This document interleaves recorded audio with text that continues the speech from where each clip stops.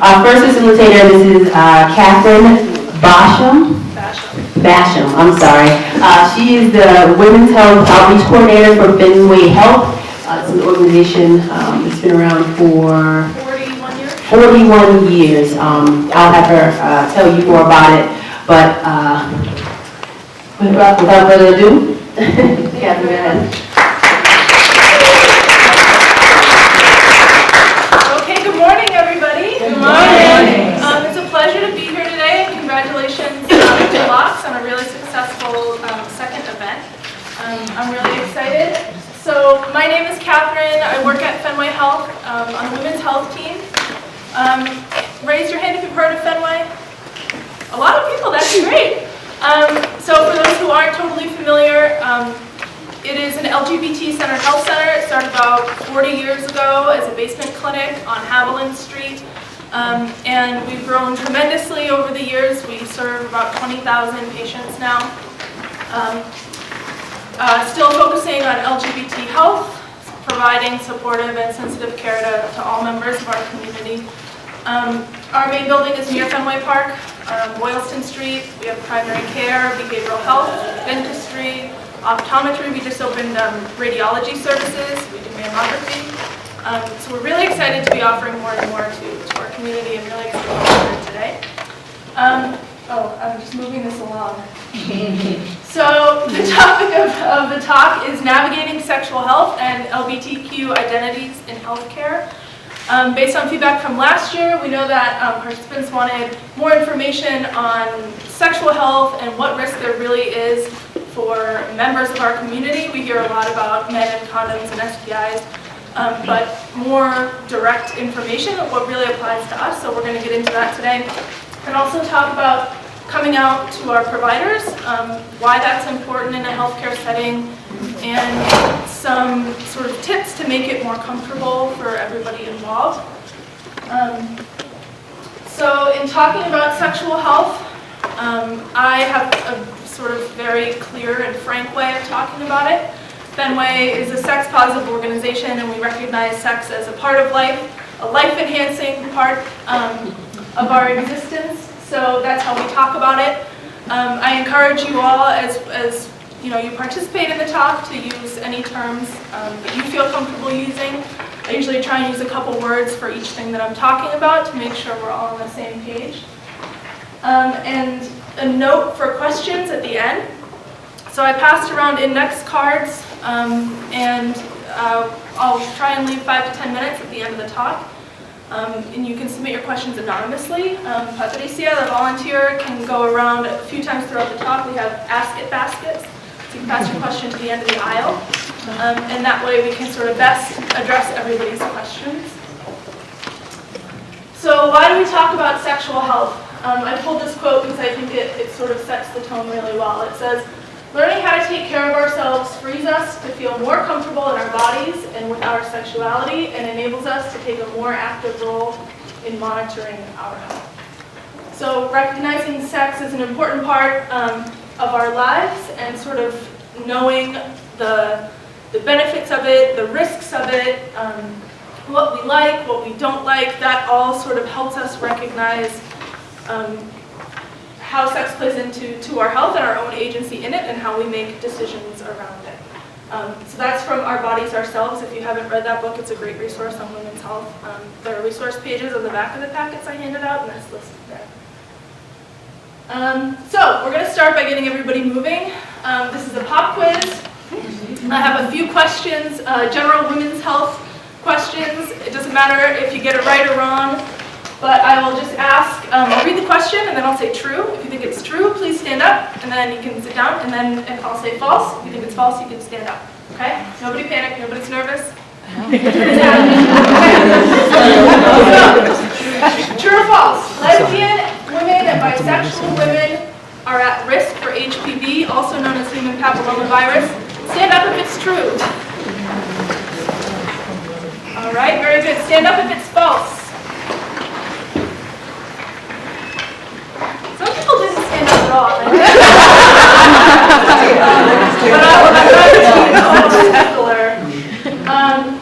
So that's true. HPV is a transmitted infection, an STI, and it can be transmitted through skin-to-skin contact. So any sort of skin in the genital area can be infected with HPV. So we'll talk more about that in greater detail later. All right, next question. Sexual minority women do not need to be screened for cervical cancer as often as heterosexual women.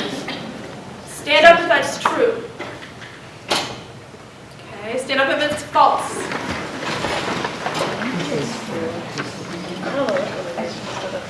Okay, correct, false. No matter your sexual orientation, the recommendations for cervical cancer screening are the same.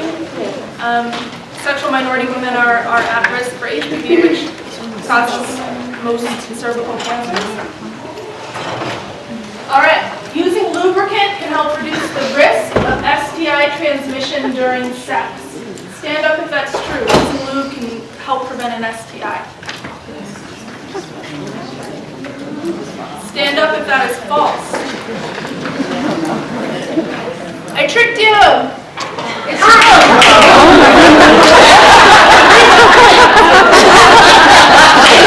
Does anybody want to venture about why that's true? Some people got it right. Yep. Essentially would reduce the ability of small tearing within the anus, within the vagina, within any orifice where something is going to be going in.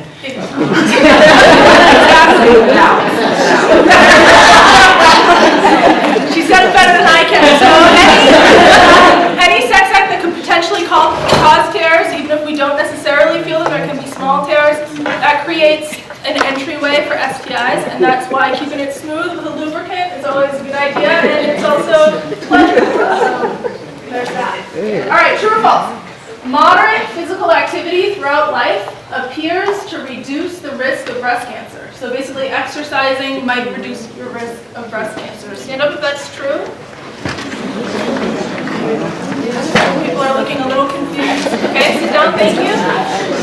Stand up if it's false. Damn. Exercise doesn't have anything to do with it.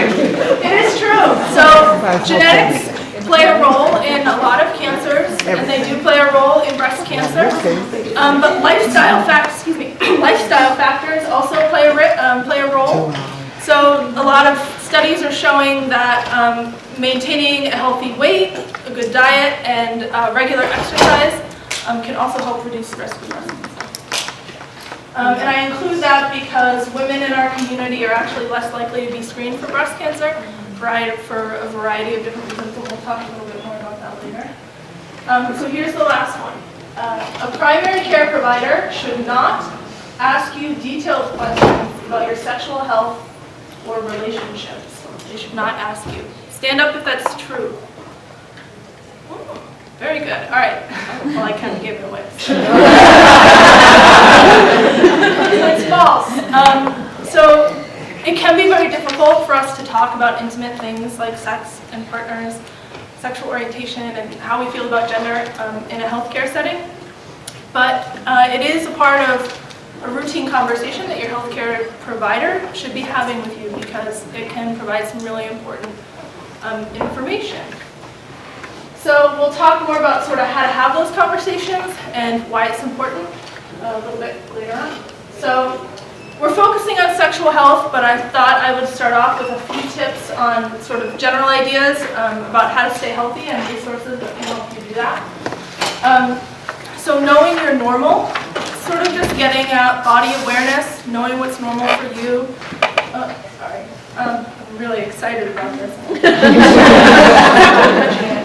So, knowing you're normal in the context of sexual health, we talk a lot about vaginas. All vaginas have discharge. What's that like? How do you know if it's different? Knowing you're normal and what it's usually like for you can help you better detect changes in all areas of your life. Breast cancer, talk about knowing what your breasts usually look and feel like, and when you do that, you're more likely to notice when something's changed. So doing your research, being your own best advocate, knowing sort of what health issues affect our community disproportionately, Womenshealth.gov and cdc.gov have a lot of really straightforward, easy to read information about pretty much anything under the sun, and they both have developed resources for LGBT identified women. So you can check those out. GLAMA is the Gay and Lesbian Medical Association, and they also have lots of patient education resources. So then the other last tip is focusing on small, healthy lifestyle changes. Today we're going to talk about a lot of things that we could be doing in terms of prevention and being safer, and it can feel a little bit overwhelming. But like all things, we sort of think about taking one or two tips for ourselves that we could actually incorporate into our lives. If you want to exercise more, just walk more every day. Whether that's 1 block or 2 blocks farther than you usually do, and that's a small, healthy change that can lead to bigger and better things. So in the sexual health section, we will talk about the overview of sort of STIs that affect women who have sex with women, and how they are transmitted. So we'll talk about reducing your risk, what you can do, how to talk to your partners, both about safer sex and also about making sex better. So often when we talk about sex, it sort of turns into this scary discussion about like risk and disease, and that is a really important part of being an informed person and maintaining your own health. But enjoying sex and realizing that we have sex because it's fun and it makes us feel closer to people, and exploring that side, the pleasurable side of sex, is equally important. So we'll talk about that. And because I only have an hour and I can't tell you everything, I will point you to some resources where you can further explore. So key points about STDs. Many of them have no signs or symptoms. So a lot of people think if I have something, I would know. If my partner has something, I would know. But that's not true. Most of them are asymptomatic. And the only way that you can really know is if you get tested. So STIs, STDs are also extremely common. There's a stigma out there about them and how we talk about them. But the truth is that most people who have sex will have some kind of sexually transmitted infection at some point in their lives. And half occur among young people, 15 to 44, so it's definitely a problem that's affecting you more so. So barriers can reduce your risk. We'll talk more about exactly how to use barriers, what they are, and what exactly they're preventing. They can reduce your risk, but they can't eliminate it. All sex, there's some risk associated with it. And like I said, communicating with your partners about their sexual history and also what you feel comfortable with is equally important to see. So, who can tell me sexually transmitted infections? So they're transmitted sexually, but what does that really mean? What are some transmission routes of STIs? Vaginal, anal. Okay, vaginal, anal, oral sex? Oral. Oral. Mm-hmm. They can be transmitted like in even just deep kissing sometimes. There are active sores or infected tissues in the mouth. What else? Mm-hmm. Blood, semen. Yep. Okay, blood, semen, Breast yep. milk. Vaginal fluids, breast milk. So mother to child, it can be through breast milk or it can be during pregnancy. Anything else? Okay. Yes, so this is the one we forget about a lot. So HPV and herpes, those can both be just transmitted with infected skin, touching infected skin. Even when there are no symptoms. You don't necessarily have to be having a herpes outbreak or HPV in the form of warts or something like that. It can just be the infected skin. So we talked about the contact with sores, mother to child, and blood to blood. So I apologize if this graphic is of men, but I include it because it sort of hits home in a really obvious way about what we're talking about. So some kinds of sex are less risky than others, and that all kind of has to do with which fluids are being transmitted where. So kissing, it's not as high risk. Like I said, there's probably sores or infected tissues in the mouth, which is less common. Giving or receiving oral sex, sharing sex toys. So what would be happening there if you're using like a vibrator that, and then your partner uses the same vibrator, the vaginal fluids or the cum or whatever you want to call it that's on the vibrator that was yours and goes to your partner. That's how the fluids get exchanged. In sort of unprotected vaginal sex, in sort of unprotected anal sex, receptive unprotected vaginal sex, and then receptive unprotected anal sex. And the reason anal sex is, the reason that sort of higher risk activities are where they are is for a couple of different reasons. We mentioned sort of a little greater likelihood of possible tears, micro tears, and also sexually transmitted infections tend to kind of stay where they're put. So in places in the body where there's kind of a lot of mucosal membranes like the vagina or the anus, it's easier for them to have a pathway to sort of, stay there and get in. Okay, so when we talk about risk, that is sort of a strange term, and it means different things to different people, and it's hard to sort of apply it to ourselves. So I sort of try to think about it first in a non-sexual way. So we all take risks every day. I jaywalk a lot, and that is not safe, and I know it's not safe, and I know I'm taking a risk when I do it, but I do not jaywalk during rush hour, generally. I usually don't do it on really busy streets, and I don't do it when there's a car really close coming at me. So I take some risk, but not all the risks. So in talking about sex, that's sort of how we think about it.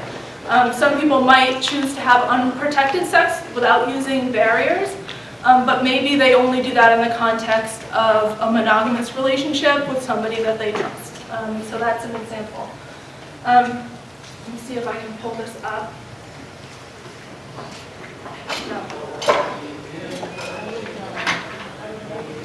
Okay, I don't want to mess everything up. So instead, I'm just going to have you look in your packets. And this is a sexual health maze. And this helps us kind of answer the question of, am I really at risk? Because I think a lot of people probably don't walk throughout their daily lives thinking, oh, I'm a sexually at-risk person. So let's answer this as a group. I'll ask the question, and you guys can sort of say yes or no, and whichever one sounds louder, we'll go there. So, have you ever had unprotected sex? Yes. Okay. Have you ever suffered from or ignored an itch, discolored discharge, unusual bumps, or pain or burning when peeing? Yes or no? No. No, okay. But have you always asked your partner about sexual history? No. Yes. No, probably not. So let's follow that.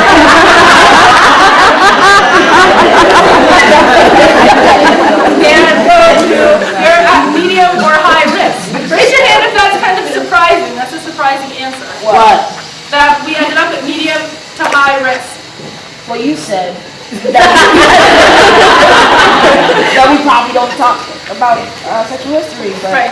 That wasn't a comment on people in the room. It was just general life situations, It's very difficult to sort of talk to people in detail about that, especially when sometimes we're all planning to have sex, something comes up. So medium to high risk. So that's a surprising end to that exercise? A little, not really? life is risky. Life is risky, right, okay. So, in our community, what STIs are common in the LGBTQ community? Yep. Can we just go back to the maze for a second? Sure, yeah. A quick sort of comment / question is, I think we need to consider in there the lack of choice that some people in our community have, particularly around sexual coercion, intimate partner violence. Right. So in some cases, if you're in a relationship where there's violence, asking your partner about their sexual history can be really risky and really dangerous. Absolutely. So if you think about the maze, I just wanted to kind of put that in there somewhere. Right. Not everyone can ask or has a choice. Absolutely. Thank you for bringing that up. And that is a clarifying point that I sort of had in my head for later, but it is really important to include here. So thank you for clarifying that. And, sometimes we make jokes about sort of these activities and things like that, but I do, it's really important to acknowledge that not everybody has the same agency in their relationships. So that's something we'll also keep in mind later on when we're talking about talking with your partners, and keeping in mind whether that is a safe and possible option. So in our community, what have we heard about STIs that are common among lesbians, bisexual women, transgender, queer women? What do you hear? I'm sorry? Herpes. Herpes, okay, herpes, yep. HPV. HPV, yep. Yes. We can't get them. We can't get them. Okay, that's a big sort of myth, is that lesbian women aren't at risk for STIs, or they are at a very low risk for STIs. Anything else? Herpes, HPV, none. Anything else? Okay. So I'm going to go over some STIs that are easily transmitted between women, and that we know affect lesbian women. And we'll talk about this later on, but part of the problem in sort of talking about health issues is that we still don't have a lot of data on our community as it relates to sort of health disparities and what sort of health issues we're actually facing, because that information isn't generally collected through surveys and in health centers on patient registration forms. So we'll sort of go into more detail about that in a little bit. So HPV stands for human papilloma virus. It's a virus that's transmitted from skin to skin. It can cause genital warts, and it can go on to cause cancer later. It's slowly developing. That sort of happens when HPV makes changes to, in women it's most often in cervical tissues. So cancer develops slowly over time. And it is a rare outcome of an HPV infection, and that's why we have Pap tests and cervical cancer screening, because it usually catches it early. There is an HPV vaccine that's recommended now for everyone under 26. So initially it was recommended for women only, and kind of has been heavily marketed to women, but it is for everybody. And that protects against the four most common strains that cause genital warts and certain kinds of cancer. So in men, it can cause penile cancers. In men and women, it can cause anal cancers, throat cancers. But cervical cancer is kind of the one we know it most for, because there are more cervical cancers than the others. So barriers offer some protection against HPV. Why don't they offer total protection against HPV? Because there's so many strands of it? Because they might break. Okay, yeah, we know condoms might break. Condoms also don't cover all parts of the body. Dental dams don't cover all parts of the body. So it can be transmitted just from skin touching skin. So in areas where barriers aren't protecting, it can transmit. So this is just a funny cartoon. So prevalence rates of HPV are really high. And like I said, most people clear the infection naturally. There was a study done, and it was collecting cervico-vaginal swabs from women, and in the 20 to 24 age group, there was something around 40-something% of women had an active HPV infection. So it is very common, but as I said, most of the time those infections are cleared. So herpes, we know we've heard about women in our community being affected by herpes. It can be transmitted through exposure to infected skin, so the same as HPV, or any contact with active sores during oral, anal, or, anal or vaginal sex. So most people don't have symptoms. This is another one where you don't know whether you have herpes just because you don't have active sores or symptoms. So it's more common in women than men. There's no cure for it, just as there's no cure for HPV, but for herpes, there are antiviral medications that can prevent or shorten the outbreaks, so you have fewer. And again, barriers offer some protection, but it can live in places that aren't protected by barriers. So trichomoniasis, also known as trich, has anybody heard of that? Some people. So this is actually the most common curable STI, but for some reason we don't hear about it as much. But the CDC estimates 1.7 million people are infected, and only 30% develop symptoms. So this is another one that is largely asymptomatic. So symptoms would include some itching, burning in the genital area, pain with urination, or a discharge with unusual smell. So that's another instance of knowing you're normal, and sometimes, you know, a different discharge or a different smell can be a tip-off. Generally infects the lower vaginal tract, which is why it's easy to pass among women. And there are antibiotic treatments that can get rid of it for you. It would be important to get yourself treated and your partner treated, because if partners are treated, they can continue to sort of pass it between themselves. So bacterial vaginosis, BV, have people heard of this? So BV is not necessarily sexually transmitted. It can happen without having had sex. It's just an imbalance of bacteria in the vagina that sort of causes inflammation and discomfort. Having BV can make you more likely to contract an STI because of that sort of inflammation. It can make it easier for something else to enter. So very common, the most common infection in women. The transmission is unclear, like I said. It's not necessarily sexual, but we do know, or it seems to be that it can be passed among women, and women who are having sex it's more likely that one woman who has BV, that it's more likely that her partner will have it as well. So it's treatable with antibiotics, but that's another case where both people need to be treated. So other common infections, these aren't as prevalent in our community, but they certainly exist, and it all depends on sort of who your partners are and what their history is too. So chlamydia, gonorrhea, syphilis, HIV/AIDS.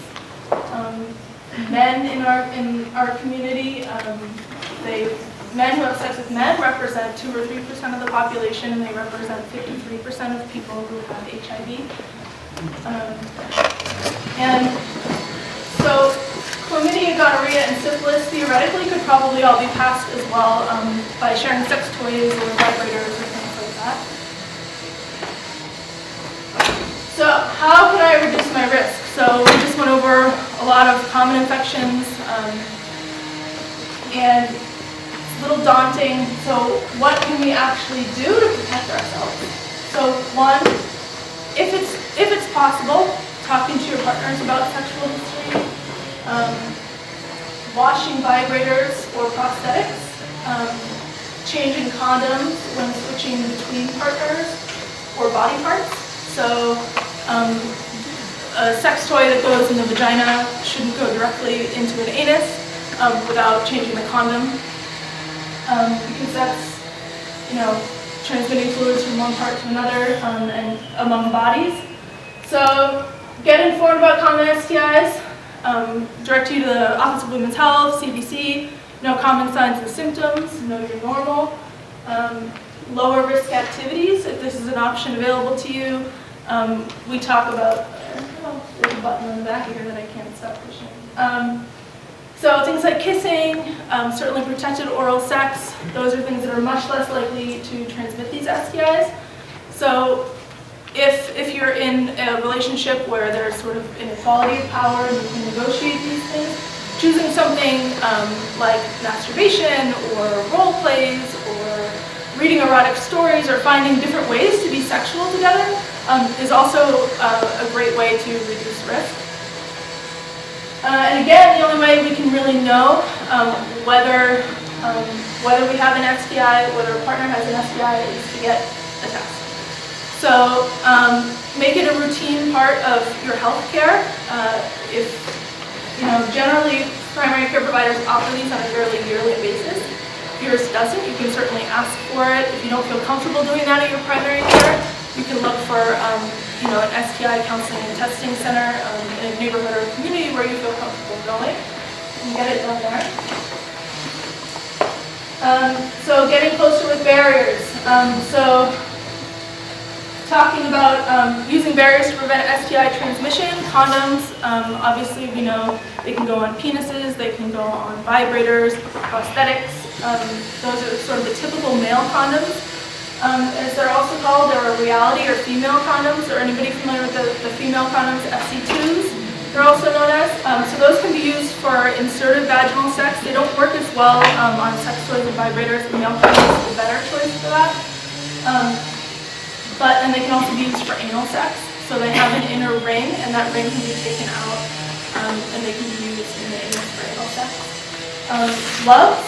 Gloves are important for sort of manual stimulation, like fisting. You want to have a glove on, use lots of lube, and the gloves sort of protect against STI transmission into, for one, into any sort of like cuts or even just like a kind of broken cuticle on the hands. And they also protect the nails from scratching the receptor's partner. And then there are dental dams. So, show of hands, are people kind of familiar with dental dams? Yep, okay. So these are for oral sex or oral anal sex, so eating out or rimming, whatever you want to call it. And they protect any sort of vaginal fluids or anal fluids from getting into the partner's mouth. So dental dams are kind of expensive. They cost like $1.50 each. They can be kind of hard to find. They're not available at pharmacies. You can also make them out of gloves. So I'm going to show you a video about how to do that. It's kind of a fun video. And if you have specific questions at the end, we can go into more detail, but they explain a lot about dental dams and how to use that.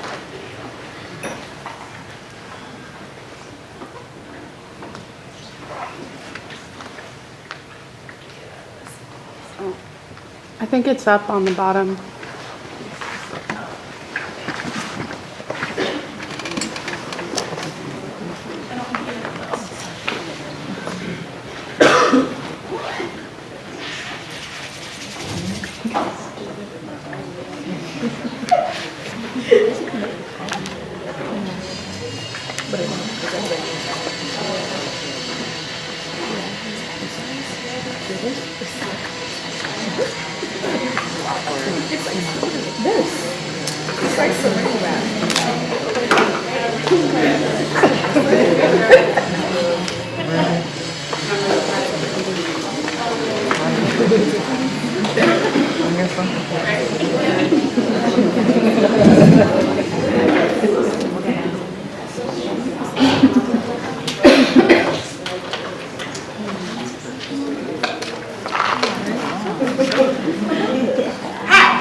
How are you? So, the question today is, what is a dental dam? So what is it? I see a banana flavor, mint flavor, vanilla.